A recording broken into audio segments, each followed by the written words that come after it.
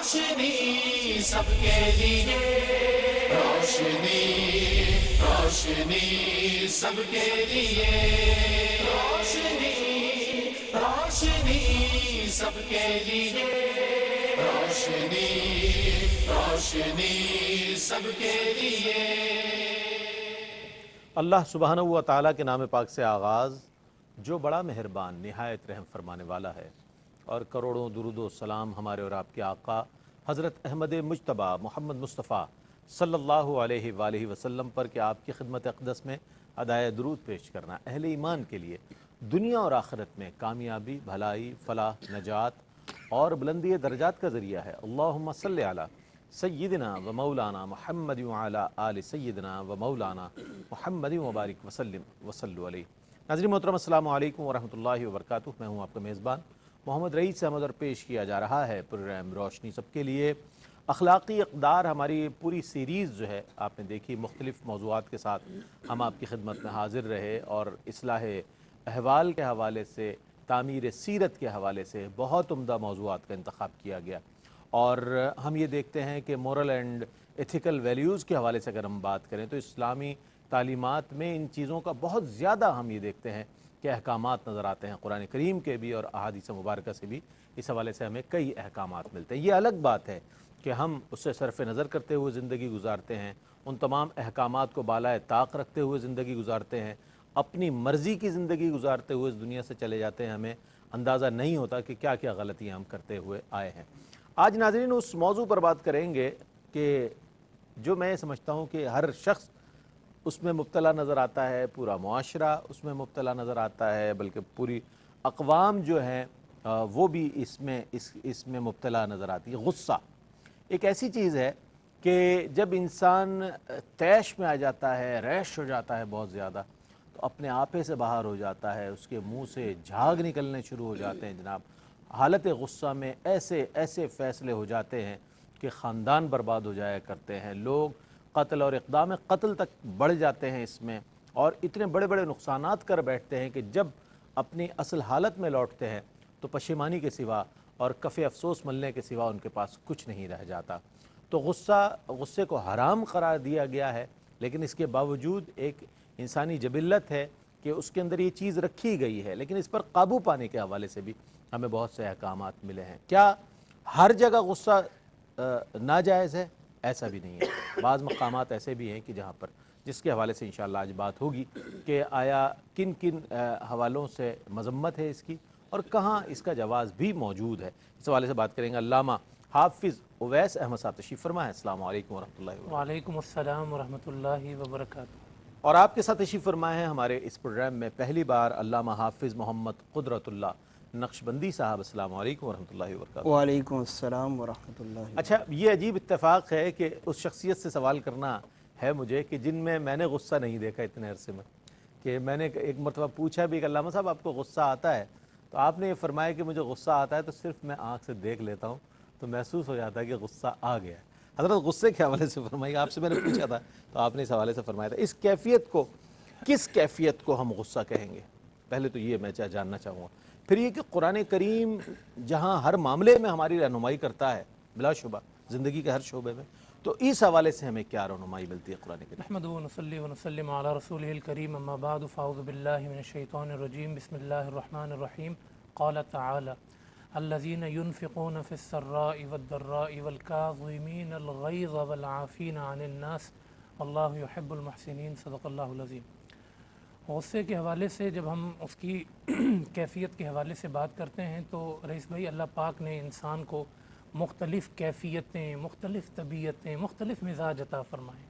कभी से कोई चीज़ अच्छी लगती है तो ये खुश हो रहा होता है, सुरूर में आता है। कभी ऐसा होता है कि इससे कोई चीज़ नागवार गुज़रती है तो ये दुख की कैफ़ियत में भी चला जाता है, गम की कैफ़ियत में भी चला जाता है।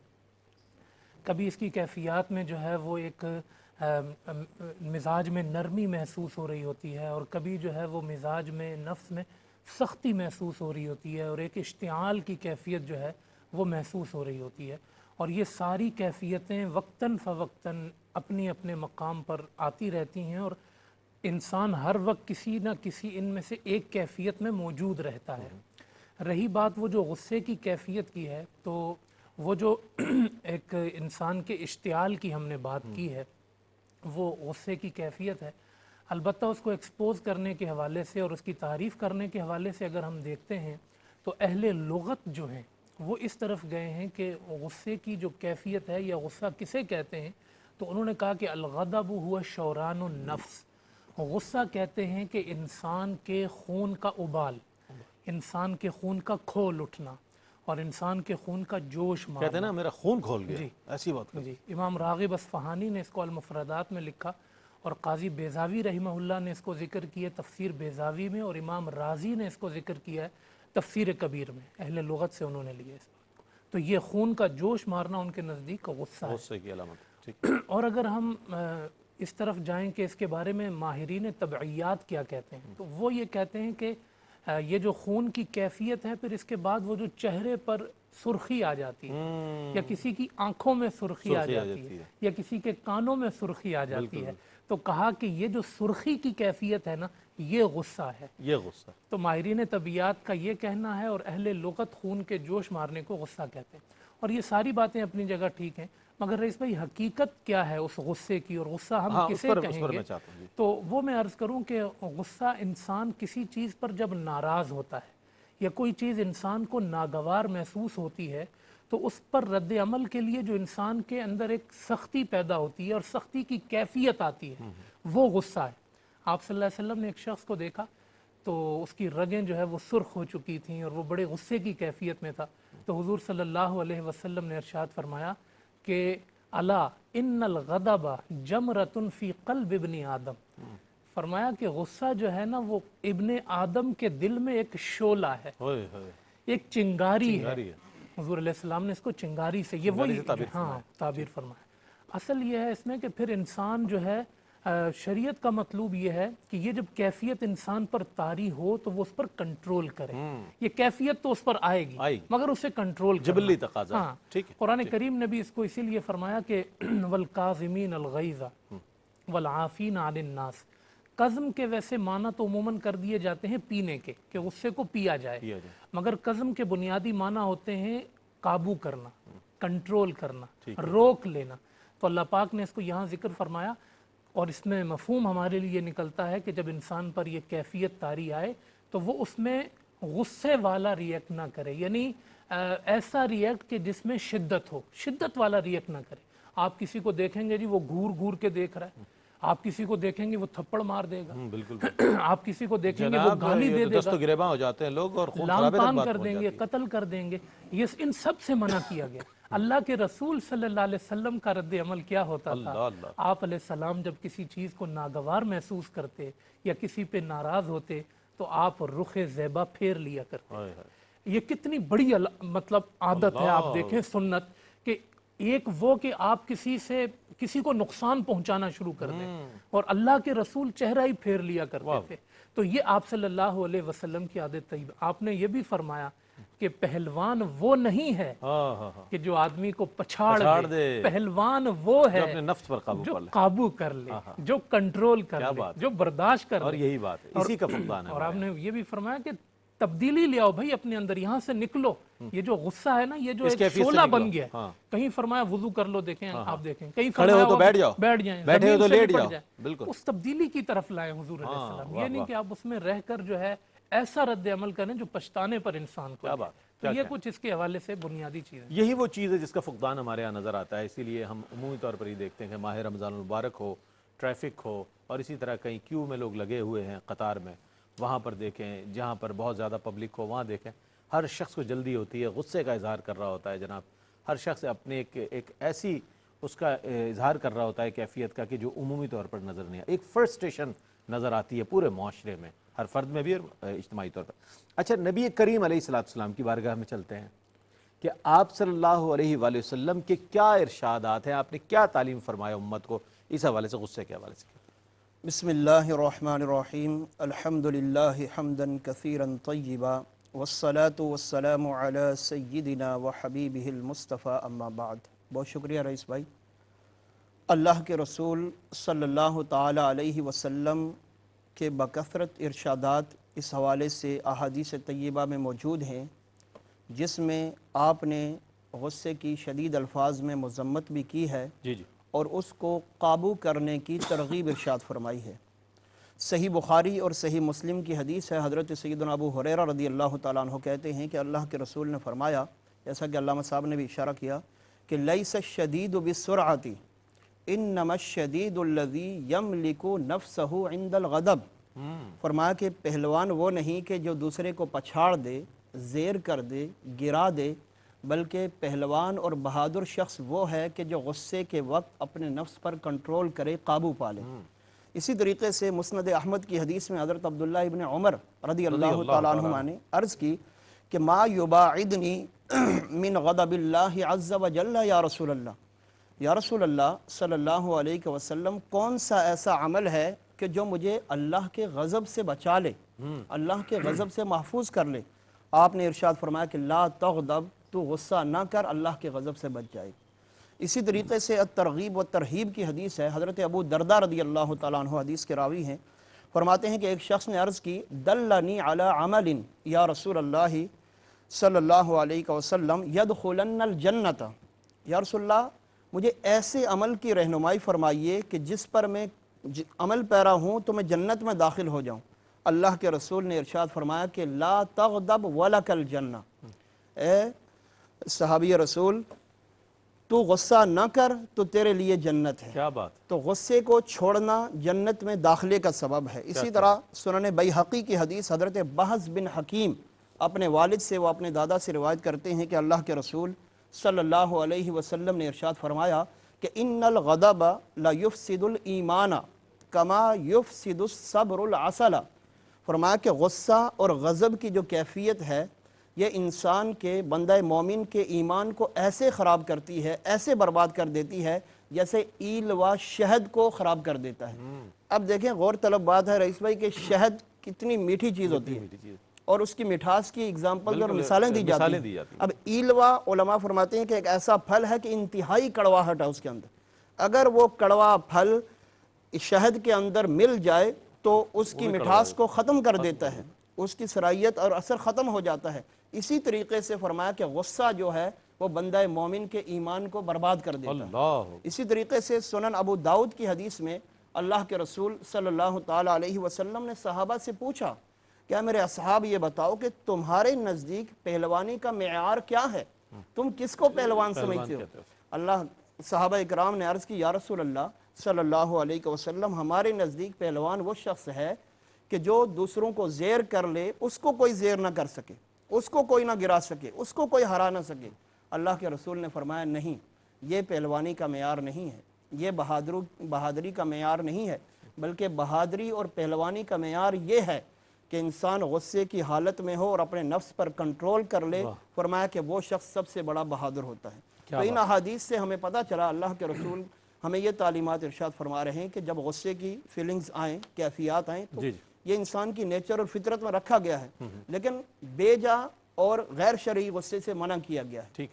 جہاں ضرورت پڑے، جیسا علامہ صاحب نے فرمایا، وہاں غصہ کرنا چاہیے، اور ان احادیث کی روشنی میں ہمیں اپنے نفس کا محاسبہ کر کے جو زیادہ غضبناک لوگ ہوتے ہیں ان کو اپنے غصے کو کنٹرول کرنے کی کوشش بہت اچھی بات ارشاد فرمائی علامہ صاحب نے۔ ناظرین محترم، یہ ایک بہت اہم موضوع ہے اور ہمارے روزمرہ معمولات زندگی کا موضوع ہے، اور ہماری زندگی جس ٹریک پر جا رہی ہے آپ دیکھ رہے ہیں کہ معاشرے میں بجائے امن پیدا ہونے کے بلکہ لوگوں میں ایک فرسٹریشن، ایک غیر یقینی کسی کیفیت اور ایک ان کے اندر اشتعال سا، ہر شخص کو دیکھیں ایک اشتعال سا محسوس ہوتا ہے اس کے اندر، اور یہ ہے غصے۔ اس کا سبب جو ہے وہ غصہ ہے۔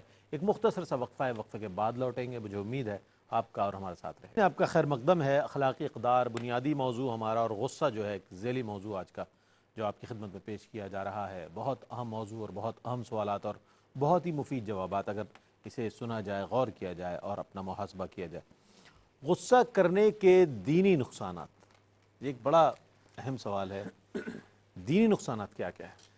بسم اللہ الرحمن الرحیم۔ یقیناً جب ہم اس کی کیفیات پہ ہم نے بات کی رئیس بھائی، اور ہم نے کہا کہ مختلف کیفیتیں انسان پہ طاری ہوتی رہتی ہیں، تو ہم اس کے جواب میں بات یہاں سے شروع کرتے ہیں کہ وہ جو رحمت والی کیفیت اللہ نے بندے کو دی ہے نا، اللہ چاہتا ہے کہ اکثر وہی طاری ہو بندے پہ، ترحم، رحمت والی۔ اچھا ہمارے ہاں کیا ہوتا ہے وہ غضب والی غالب آ جاتی ہے، اکثر آپ تپے ہوئے ہوتے ہیں، اکثر غصے میں ہوتے ہیں، اور رحم والی مغلوب ہو جاتی ہے۔ یہ تمام عوام کو سمجھ آ گئی ہوگی آپ نے جس طرح سمجھایا، واہ واہ۔ اچھا اللہ کے رسول سے بھی قرآن نے یہی کہا فَبِمَا رَحْمَةٍ مِّنَ اللَّهِ واہ لِنْتَ لنتنا، لَهُ۔ واہ۔ یا رسول اللہ یہ جو آپ چاند بن کے اپنے ارد گرد ستاروں کا جھمگٹا لگائے رکھتے ہیں، اس کی وجہ یہ ہے کہ آپ کا وہ جو جذبہ ترحم اور کیفیت ترحم ہے وہ غالب ہے۔ بالکل۔ آپ جو ہے وہ غلیظ القلب نہیں ہیں، اور آپ سختی کرنے والے نہیں ہیں، اور آپ کے چہرے پر اور پیشانی پہ بل نہیں پڑے رہتے ہیں، تو آپ دیکھیں پھر اس کے فوائد اور اس کے معاملات کیا ہیں کہ آپ نے دین کو کیسے کہاں سے کہاں پہنچا دیا۔ بے شک۔ تو ظاہر ہے کہ جو چیز کم رکھنی ہے ہم اسے بڑھا دیں، اور جو بڑھانی ہے وہ کم کر دیں، تو پھر ہر چیز میں جو ایک ڈس بیلنس انسان محسوس کرتا ہے وہی انسان کے پھر نقصانات دینی بھی ہیں دنیاوی بھی ہیں۔ اچھا اس میں ہم اگر جواب میں تھوڑا سا ٹچ کریں اس پہلو کو کہ جس میں خود دیندار لوگ اگر دینی نقصانات کی بات یہی تو پوچھنا ہے۔ جی وہ جو دیندار لوگ ہیں ان کو اس حوالے سے بڑی غور و فکر کا مرحلہ ہے یہ کہ بھئی جب وہ رویہ معاشرے میں رکھیں تو ترحم والا رکھیں، کیونکہ اللہ نے ان کی ذمہ داری لگائی ہے نبیوں والی۔ انہوں نے دین کو آگے پہنچانا ہے، دین کو پھیلانا ہے، دین کا چہرہ پیش کرنا ہے، اور دین کی تعلیم انہوں نے لوگوں کو، ان کو دیکھ کے لوگوں نے دین سیکھنا ہے۔ اب اگر وہ غصے میں رہیں گے، وہ بد اخلاق رہیں گے، وہ غضب میں رہیں گے، اس کا ڈائریکٹ اثر اللہ کے دین پہ پڑے گا، اللہ کے دین کو نقصان ہوگا۔ جب اللہ کے دین کو نقصان ہوگا تو ان کا نقصان لازمی ہے۔ حتیٰ کہ رسول اللہ صلی اللہ علیہ وسلم نے تو فرمایا کہ میں نے بھی بکریاں چرائی ہیں، مجھ سے پہلے سارے نبیوں نے بکریاں چرائی ہیں۔ علماء فرماتے ہیں اس کی وجہ یہی ہے کہ یہ بکریاں چرانے کا پیشہ اس لیے اختیار کروایا گیا تاکہ مزید حلم پیدا ہو، برداشت پیدا ہو، امت کو لے کر کیسے چلنا ہے، ہاں مطلب ہر شخص کو ہاں غصہ آپ کو آئے گا اس کو آپ نے ضبط کیسے کرنا ہے، کنٹرول کیسے کرنا ہے، یہ تو ایک بنیادی صفت ہے انسان کی۔ تو یہ علماء کے لیے، واعظین کے لیے، تبلیغ کرنے والوں کے لیے بڑا اہم خاصہ ہے، اور اس سے دین کا مفاد اور دین کا نقصان وابستہ ہے۔ تو اس پہلو میں جو ہے وہ اللہ کے رسول کی سنت، چہرہ مصطفیٰ، سیرت مصطفیٰ صلی اللہ علیہ وسلم جو ہے وہ سامنے رکھنی چاہیے۔ اور معاشرتی حوالے سے آپ لوگوں کا معاملہ دیکھیں نا، اگر قرآن کہتے ہیں نا والکاظمین الغیظ، بھئی غصے کو آپ پی لیں، غصے کو آپ برداشت کر لیں، اس کی وجہ کیا ہے؟ اگر یہ غصہ آپ کا آتا رہا نا تو آپ کو تکبر بھی آتا رہے گا۔ تکبر آپ کا نقصان، خود پسندی، یعنی قرآن نے ایک یہ کہہ کر کہ غصہ نہیں کرنا، آپ کے تکبر پہ ضرب ماری ہے، بالکل، آپ کی خود پسندی پہ، آپ کی انا پہ، آپ کی نفس پرستی پہ۔ آپ کے نفس پسندی ہے نا، خود پسندی ہے، تبھی تو آپ غصے کو لازمی سمجھتے ہیں۔ بالکل بالکل بھئی اگر غصہ برداشت کریں گے تو آپ کی انا کو ضرب لگے گی۔ تو کتنے فوائد ہیں یہ، اور غصہ کرنے کی صورت میں یہ انسان کے کتنے نقصانات ہیں جو انسان کی زندگی میں اسے کبھی متکبر بنا رہے ہوں گے، کبھی خود پسند بنا رہے ہوں گے۔ پھر آپ نے بڑی خوبصورت بات کہی، انسان کا ایک فیصلہ غصے کی حالت میں جب کیفیت واپس آئی تو اس کی اوسان خطا ہو گئی کہ کیا کیا لٹ رشتہ گیا، داریاں ختم ہو جاتی ہیں، دوستیاں ختم ہو جاتی ہیں، کاروبار ختم ہو جاتے ہیں۔ کتنی وہ چیزیں، آپ جیلوں میں چلے جائیں، عادی مجرم شاید کم ملے، لیکن ایک غصے میں ریئیکٹ کرنے والا کیا نقصان اٹھا چکا ہے، اور جیل کی سلاخوں کے پیچھے ہے وہ آپ کو زیادہ ملے، کہے کہ تھوڑا سا غصہ آیا تھا اور یہ ہو گیا۔ اور ہم علماء کرام جب دارالافتاء میں ہوتے ہیں تو ہمیں دنیا بھر کے مسائل میں جو سب سے زیادہ مسئلہ درپیش ہوتا ہے نا لوگوں کی طرف سے، وہ ہوتا ہے طلاق کا مسئلہ، اور غصے کی حالت میں دے دیا۔ یہ بھی غصے کی بات، اور کبھی ہر ایسا نہیں آدمی، کیا ہوا کہ آئس کریم کھلاتے ہوئے کسی نے دے دی ہو۔ جی تو اب کیا ہے، آپ نے غصہ کیا اور یہ طلاق آپ کے متھے لگ گئی، یہ غصہ آپ نے کیا، آپ کی ازدواجی زندگی اور بندھن جو ہے وہ ٹوٹ پھوٹ کا شکار ہو گیا۔ تو یہ مطلب اتنے زیادہ نقصانات ہیں اس کے کہ آپ اس کا جو ہے دینی حوالے سے آپ اگر اس کو گننا شروع کر دیں بالکل صحیح تو فرمایا۔ آپ کی زندگی کا ہر شعبہ ہمیں متاثر ہوتا ہوا اور نقصان میں آتا ہوا محسوس ہوتا ہے۔ اچھا اب یہ بھی جاننا ضروری ہے کہ غصہ کرنے والے کو کون کون سے نفسیاتی اور جسمانی نقصانات کا سامنا ہوتا ہے، یہ بھی ہم چونکہ اس کی طرف توجہ نہیں ہے اس لیے غصہ کیے جا رہے ہیں، اور اس میں میری تو عادت بن گئی جناب غصے کے بغیر تو میرا دن ہی نہیں گزرتا۔ کیا فرمائے گا نقصانات کیا کیا ہے نفسیاتی اور جسمانی؟ بسم اللہ الرحمن الرحیم۔ رئیس بھائی، غصے کا سب سے بڑا اثر انسان کی سمجھ، اس کی سوچ اور اس کی عقل پر پڑتا ہے۔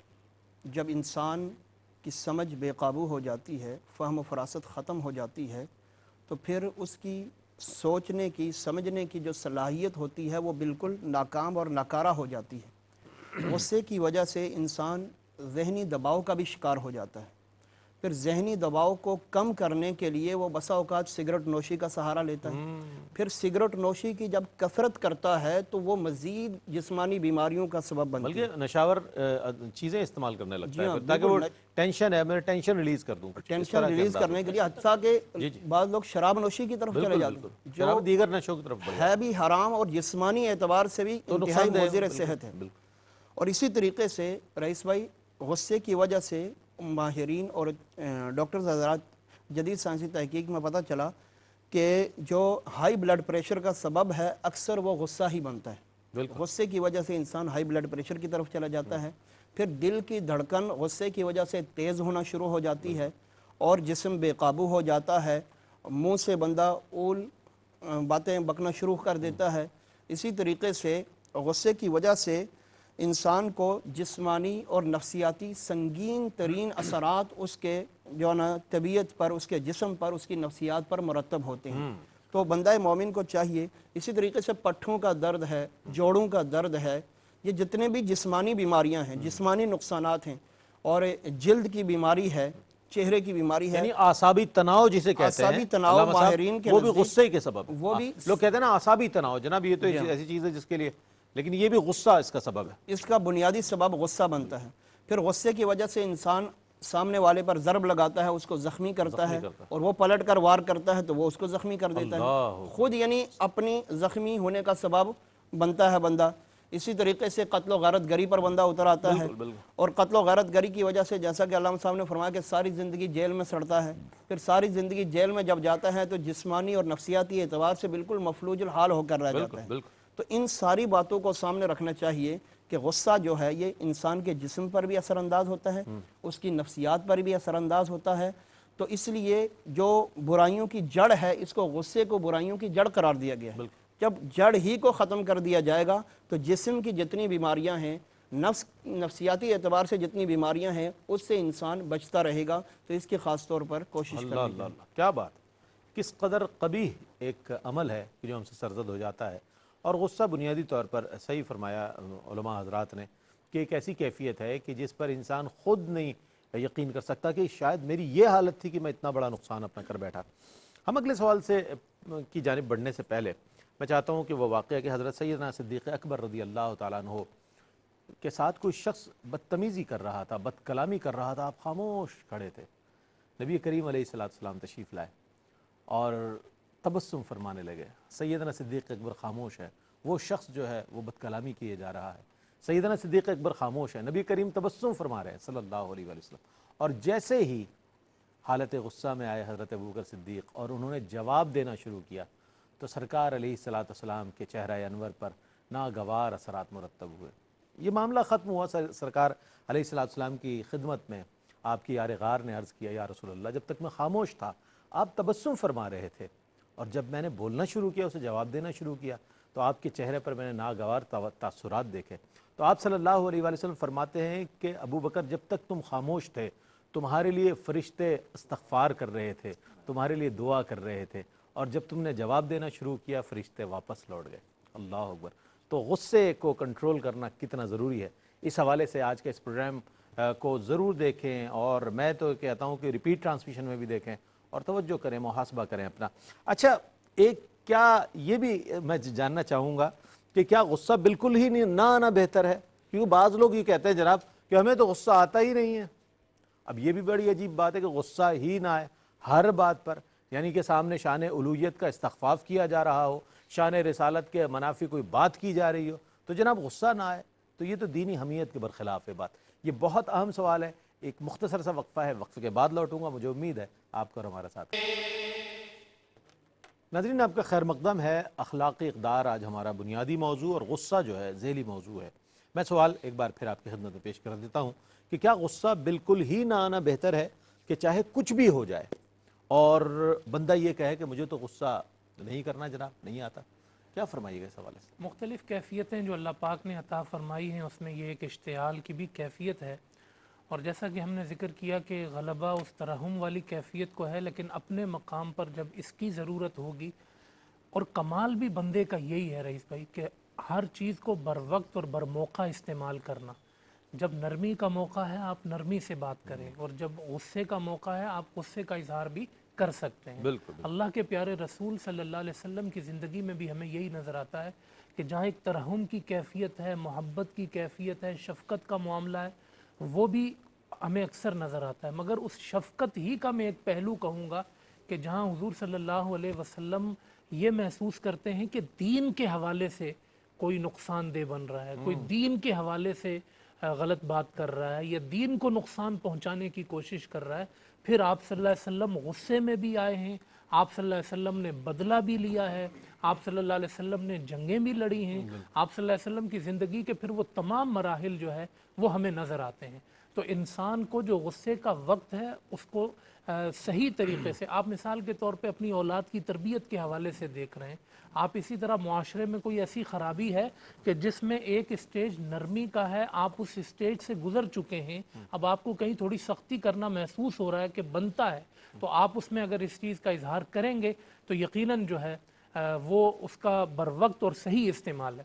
اور آپ صلی اللہ علیہ وسلم نے ایک حدیث میں یہ بھی تو ارشاد فرمایا نا کہ 4 کیفیتیں ہوتی ہیں انسان کے ساتھ. یہ 2 تو وہ کیفیتیں ہیں کہ ایک اس میں بہت اچھی ہے اور ایک بہت بری ہے، اور ایک جو ہے وہ 2 انسان کے ساتھ نارمل کیفیات ہیں. ایک جو انسان کی بہت اچھی کیفیت ہے اور بہت اچھی عادت ہے وہ یہ کہ غصہ بہت دیر سے آئے اور انسان کا غصہ بہت جلدی چلا جائے، آنے میں تاخیر اور جانے میں تعجیل. یہ بہت اچھی عادت ہے. اور اس کے ساتھ ساتھ جو ہے وہ بری عادت یہ ہے انسان کی کہ فوری آتا ہے اور پھر جاتا ہی نہیں ہے. ہاں جناب یہ بڑا مسئلہ. تو یہ اس کی جو ہے وہ بری عادت ہے. اور اس کی درمیان کی جو ہے وہ 2 کیفیتیں ہیں. ان 2 کیفیت میں ہے کہ فوری آیا اور فوری گیا، اور ایک یہ ہے کہ دیر سے آیا اور دیر سے گیا. تو یہ 2 درمیانی کیفیات ہیں. لیکن بہرحال عرض کرنے کا مقصد یہ ہے کہ جہاں پر انسان کو غصہ آ جائے اور وہاں اس کا حق بھی بنتا ہے تو وہ اس کو وہاں پر غصہ کرے. اور آپ صلی اللہ علیہ ہر شخص یہ سمجھ کر غصہ کر رہا ہوتا ہے کہ میرا حق ہے. یہ علامہ صاحب یہاں تو یہ بالکل صحیح کہہ رہے ہیں، کوئی یہ نہیں سمجھتا کہ میں ناحق اور غصہ کر رہا ہوں. بالکل ہر آدمی یہ سمجھتا ہے. بالکل شرعی اعتبار سے جو اس کے مواقع ہیں میں نے ذکر کر دیے. آپ صلی اللہ علیہ وسلم نے دیکھیں اپنی ذات کے لیے تو اللہ کے رسول کتنا معاف کرتے ہیں. بے شک یہ بھی تو سیرت میں انسان دیکھے نا بے شک. کہ وہ کون کون سے پہلو ہیں جو حضور علیہ السلام کی اذیت کے باعث نہ بنے، مگر جب آپ فتح مکہ کے موقع پر تشریف لائے آپ غصہ بنتا تھا آپ، لیکن آپ صلی اللہ علیہ وسلم نے معاف کیا اس موقع پر. عفو درگزر کا آپ پہلو دیکھیں نا، آپ صلی اللہ علیہ وسلم نے اس کو برداشت کیا اور معاف کر دیا. یہاں سے فرق واضح ہو جاتا ہے کہ کہاں غصہ کرنا ہے اور کہاں کنٹرول کرنا ہے. یہ تو پوری سیرت میں یہ بات ملتی ہے، اور فتح مکہ کے موقع پر تو خاص طور پر. پوری صورت میں اب دیکھیں نا دعائے ضرر حضور نے فرمائی ہے کس موقع پر کسی کے لیے آپ اس کو دعائے ضرر یا نقصان کی دعا حضور نے کی ہے. وہ کون سا موقع ہے جب حضور صلی اللہ علیہ وسلم یہ دیکھتے ہیں کہ نمازیں ان کی وجہ سے قضا ہو گئی، آپ علیہ السلام نے ان کے خلاف دعا کی، وہ غصے کا موقع تھا آپ صلی اللہ علیہ وسلم کے لیے. تو یہ فرق ہے یہاں پر کہ آپ جو ہے وہ اس فرق کو ملحوظ رکھتے ہوئے، اور ظاہر ہے کہ جب غصے کی کیفیت انسان پہ طاری ہوگی تبھی وہ اس کو برداشت کر کے بھی تو ثواب حاصل کرے گا نا. تو یہ انسان کو سمجھ لینا چاہیے کہ ایسا نہیں ہے کہ غصہ کرنا ہی ہے، جب آ جائے کر دو. آپ نے جو بات کی نا وہ انسان کی عادت بن جاتی ہے کہ جب آئے تو کر دو. ہاں نہیں، بیچ سڑک پر کرنا ضروری ہوتا ہے. جناب گاڑی روکی اور بیچ سڑک پر کھڑے ہو گئے تقریر کرنے کی، یہ پورا ٹریفک جام ہو گیا اور جناب لوگ کھڑے ہو کیا، اور وہ یہ کہے کہ میرا حق بنتا ہے. دیکھیں آپ میرے ساتھ یہ ہو گیا. آپ دیکھیں نا قرآن نے بھی جو کہا کتنا پیارا، ترتیب کتنی اچھی ہے. کہا والکاظمین الغیظ والعافین عن الناس، وہ ساتھ جوڑ کے بیان کیا ہے کیا بات کہ غصے کو پینے والے اور نتیجے میں معاف کرنے والے. آپ یہ کہیں کہ جی آپ نے انتقام بھی پورا لے لیا اور کہیں کہ ابھی میں نے غصہ کیا ہی کیا ہے، میں نے تو درگزر کر دی. تو یہ ہے کہ آپ نے غصے کو کنٹرول کیا اور پھر معاف کر دیا. تو دین کے معاملات ہوں، غیرت اور حمیت کے معاملات ہوں، جہاں جہاں وہاں آپ اس کیفیت کا اظہار کریں، اور اپنی ذات کا معاملہ ہو تو انسان وہاں پر برداشت سے کام لے اور انسان درگزر سے کام. کیا بات، کیا کہنے. ناظرین محترم، بہت عمدہ انداز میں علامہ صاحب نے جواب مکمل فرمایا، اور میں اب یہ چاہتا ہوں کہ اگر غصے کی عادت ہے تو اس سے علامہ صاحب چھٹکارا کیسے حاصل کیا جائے، اور اگر غصہ کرنے کی عادت یہ ایک عمومی رویہ ہے کہ عادت ہوتی ہے تو سمجھتے ہیں جناب یہ تو عادت ہے، اب کیسے تبدیل ہوگی، اب تو اتنی عمر ہو گئی. تو کس نہج پر تربیت کی جائے اپنے نفس کی اور اپنے آپ کی کہ انسان حلیم الطبع ہو جائے، اس میں ترحم پیدا ہو جائے؟ کچھ فرمائیے گا. رئیس بھائی، جن اسباب کی وجہ سے غصہ آتا ہے انسان کو، ان اسباب کا دور کرنا بہت ضروری ہے غصے سے چھٹکارے کے لیے. ٹھیک. انسان غور و فکر کرے کہ غصے کے اسباب کیا کیا ہیں. جیسا کہ ابھی اس پروگرام میں ذکر کیا گیا کہ جو غصے کے اسباب ہیں ان کو اگر انسان دور کرے گا تو اسے خود بخود غصے سے چھٹکارا مل جائے گا. صحیح فرمایا. قرآن کریم کی جو آیت علامہ صاحب نے تلاوت کی سورہ آل عمران کی آیت نمبر 134 ہے. اللہ فرماتا ہے وَالْكَاظِمِينَ الْغَيْظَ وَالْعَافِينَ عَنِ النَّاسِ وَاللَّهُ يُحِبُّ الْمُحْسِنِينَ، کہ متقی اور پرہیزگار لوگ وہ ہیں کہ جو غصے کو پی جانے والے ہیں اور لوگوں سے درگزر کرنے والے ہیں، اور اللہ تعالیٰ نیکی کرنے والوں کو، احسان کرنے والوں کو محبوب رکھتا ہے. تو قرآن و حدیث میں اور بزرگان دین کی تعلیمات میں جو انسان کے لیے ہدایت ہے ان کے اوپر غور و فکر کر کے اگر عمل پیرا ہوں گے تو غصے سے چھٹکارا ممکن ہے. اسی آیت کی ضمن میں مفسرین نے ایک واقعہ نقل کیا ہے حضرت مالک بن دینار رحمۃ اللہ علیہ کا، تذکرۃ الاولیاء کے اندر ہے. ان کے بارے میں آتا ہے کہ انہوں نے ایک کرائے کا مکان لیا اور برابر میں بالکل متصل ایک یہودی کا مکان تھا جو انتہائی غضب آپ سے جو نا بغض عناد کرتا تھا، اور اپنے پرنالے کا رخ آپ کے مکان کی طرف کیا اور ساری گندگی، سارا کوڑا کرکٹ آپ کے کاشان اقدس پر ڈال دیتا تھا. لیکن آپ خاموش رہتے ہیں، آپ کو کوئی غصہ نہیں آتا. ایک دن مجبور ہو کر وہ خود آپ کے پاس تشریف لایا، کہنے لگا کہ حضور آپ کو میرے مکان کی گندگی سے تکلیف نہیں ہے؟ آپ نے فرمایا کہ جب وہ گندگی آتی ہے تو میں جھاڑو دے کر اس کو دھو ڈالتا ہوں. اس نے کہا آپ کو غصہ نہیں آتا؟ فرمایا کہ غصہ آتا ہے لیکن میں اس غصے کو پی جاتا ہوں، کیونکہ اللہ کا یہ فرمان میرے شامل حال ہوتا ہے، میرے سامنے ہوتا ہے کہ وَالْكَاظِمِينَ الْغَيْظَ، کہ نیک لوگ وہ ہیں کہ جو غصے کو پینے والے ہیں اور دوسروں کی خطاؤں سے درگزر کرنے والے ہیں، اور اللہ نیکی کو پسند کرتا ہے. روایت میں آتا ہے کہ اس یہودی پر آپ کے اخلاق کریمہ کا اور غصے کے نہ آنے کا ایسا اثر پڑا کہ وہ فوراً کلمہ پڑھ کر مسلمان ہو گیا. اللہ. اسی طریقے سے سنن ابو داؤد کی حدیث ہے، غصے سے چھٹکارے کا ایک طریقہ اللہ کے رسول نے یہ بیان فرمایا کہ اگر بندہ کھڑا ہو اور اس کیفیت میں، اس حالت میں اگر غصہ آئے فَلْيَجْلِسْ، اسے چاہیے کہ وہ بیٹھ جائے. جیسا کہ ذکر کیا، حالت کو تبدیل کرنے، جگہ کو چینج کرنے سے بھی غصے کی کیفیات کم ہوتی ہیں اور اس سے غصے سے چھٹکارا ممکن ہے.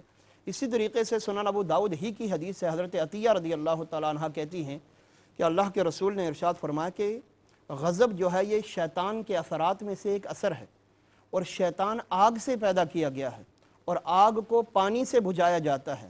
لہذا تم میں سے جب کوئی شخص غصے کی کیفیت میں ہو تو فَلْيَتَوَضَّأْ، اسے چاہیے کہ وہ وضو کر لے. جب بندہ وضو کرے گا اور حالت کو تبدیل کرے گا تو جو غصے کی کیفیات ہیں وہ اس سے دور ہوتی جائیں گی. صحیح. پھر جیسا کہ میں نے عرض کیا کہ قرآن و حدیث پر بندہ غور کرتا رہے، اچھے لوگوں کی صحبت میں بیٹھے، علماء، اچھے علماء کی مجالس اختیار کرے، بزرگان دین کی مجالس اختیار کرے، تو جب نیک لوگوں کی صحبت ملے گی، حلیم الطبع لوگوں کو تلاش کر کے ان سے سیکھا جائے کہ کس طریقے سے وہ غصے پر کنٹرول کیے ہوئے ہیں، ان کا نفس آپے سے باہر نہیں ہوتا. تو جب یہ تمام صورتحال بندے کے پیش نظر ہوگی، بزرگوں کی سیرت بھی ہوگی، اللہ کے رسول کی سیرت ہوگی، صحابہ اکرام کی سیرت ہوگی، قرآن و حدیث سامنے ہوگا، تو پھر خود بخود اس سے غصے کے اثرات دور ہوں گے. پھر کہا جاتا ہے جی کہ بچے ہمارے غصہ ہو جاتے ہیں، چڑچڑا پن آ جاتا ہے، تو بچوں کو جو تربیت کا ماحول ملتا ہے وہ پہلی سیڑھی ان کا گھر ہوتا ہے، ان کے والدین ہوتے ہیں. اگر میاں بیوی بات بات پر لڑائی کریں گے، کھانے میں نمک زیادہ ہو گیا، شوہر غصے میں آپے سے باہر ہو گیا، برتن توڑ دیے، لڑائی جھگڑا شروع ہو گیا، اور آفس سے آئے تھکے ہارے، کھانا تیار نہیں ہے ٹائم پر، ایسے کیسز بھی جیسا کہ علامہ صاحب نے فرمایا کہ دارالفتہ میں آتے ہیں کہ غصے کی حالت میں تھے، آئے کھانا نہیں تھا، بیوی کو طلاق دی. جیسا کہ آپ نے فرمایا طلاق کوئی آئس کریم دے کر یا ہاتھ میں مٹھائی اور لڈو دے کر، گفٹ دے کر تو نہیں دیتا، یہ غصے کی حالت میں ہی ہوتا ہے. تو غصے سے چھٹکارا اسی صورت میں ممکن ہے جب ہم قرآن و سنت کی جانب آئیں. میں بہت شکریہ ادا کروں گا علامہ صاحب، آپ تشریف لائے آج پہلی بار ہمارے پروگرام میں، بہت عمدہ کلام فرمایا ماشاءاللہ. آپ زبیر صاحب ماشاءاللہ ہمارے مستقل گیسٹ ہیں، بہت شکریہ ادا کروں گا آپ کی تشریف آوری کا. ناظرین محترم، ایک میں نے واقعہ پڑھا، حضرت امام حسن رضی اللہ تعالیٰ عنہ کو ان کی باندی جو ہے وضو کرایا کرتی تھی. غلطی سے اس باندی کے ہاتھ سے لوٹا چھوٹ گیا اور حضرت امام حسن رضی اللہ تعالیٰ عنہ کے سر پر جا لگا۔ حضرت امام حسن نے غیظ و غضب کے انداز میں جب اس باندی کی طرف دیکھا تو اس باندی نے بھی آیا یا مبارکہ یاد کر رکھی تھی، تو اس نے کہا نیک لوگ وہ ہیں جو غصے کو پی جاتے ہیں۔ آپ کے چہرے پر بڑے خوشگوار اثرات مرتب ہو گئے۔ پھر اس نے کہا کہ اور وہ جو خطاؤں کو درگزر کریں، تو آپ نے فرمایا جا میں نے تجھے معاف فرما دیا۔ اور تیسری بار اس نے جب یہ آیت مبارکہ اسی آیت کو کنٹینیو کیا کہ اللہ تعالیٰ احسان کرنے والوں کو پسند فرماتا ہے، تو آپ نے فرمایا کہ میں نے غصے کو بھی پی لیا، میں نے تیری خطا کو بھی معاف کر دیا، اور اب میں تجھے آزاد بھی کرتا ہوں۔ تو ناظرین محترم، یہ وہ ہمارے اسلاف کے واقعات ہیں کہ جو ہمیں اس بات کی طرف متوجہ کرتے ہیں کہ ہم عام زندگی میں جتنے غصے کے اندر اتنے بڑے بڑے معاملات، اتنے بڑے بڑے نقصانات کر دیتے ہیں، اس سے ہمیں گریز کرنا چاہیے اور اپنے معمولات زندگی میں ترحم اور شفقت اور رحمت والا معاملہ کرنا چاہیے تاکہ لوگ آپ کے قریب آئیں۔ اسی پیغام کے ساتھ اپنے میزبان محمد رئیس احمد کو اجازت دیجیے۔ اللہ حافظ۔ روشنی سب کے لیے، روشنی روشنی سب کے لیے، روشنی روشنی سب کے لیے، روشنی روشنی سب کے لیے۔